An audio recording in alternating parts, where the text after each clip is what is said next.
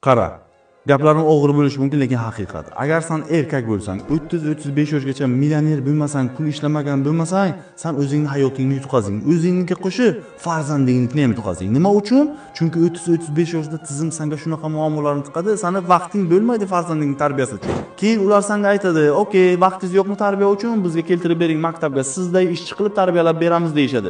Menga bunaqa kerak emas. Men shu uchun millioner bo'lganman. Men farzandimni o'zim katta qilishim kerak. Chunki uni hayoti menga kerak, kelajagi menga kerak. U kelajakda men bilan yashaydi. Maktab o'qituvchisi bilan emas. Men ishonaman, farzandimni har bir xatti harakatida o'zim bosh qosh bo'lsam, o'zim tarbiyasi bilan shug'ullansam, trenirovkasi, o'qishi, hammasini pod kontrol bo'lsa, bu farzandimni men Amur Temur qilib tarbiyalashimga ishonaman. Agar men bitta Amur Temur tarbiyalasam, sen bitta Amur Temur tarbiyalasang, boshqasi Amur Temur tarbiyalasa, bu jamiyat qanaqa o'zgaradi tushunibsanmi? Qo'y o'zi katta bo'ladi deyishing mumkin. Mana bu bilan, mana bu matoq bilan katta bo'ladi, xezalak bo'ladi, dalboyoq bo'ladi. Keyin nima bo'ladi? Keyin aytasan, "Nima uchun menga o'xshamading?" deysan. U senga xayrli nima deydi? "Dada, men uchun, meni kelajagim uchun nima qilding?" deydi. Shunda nima deysan? Uyalmaysanmi? Bu kunni ko'rganingdan o'lganing yaxshi. Shu uchun men bu tizimga qarshi chiqaman. Ilm ol, pullik bo'l deyman.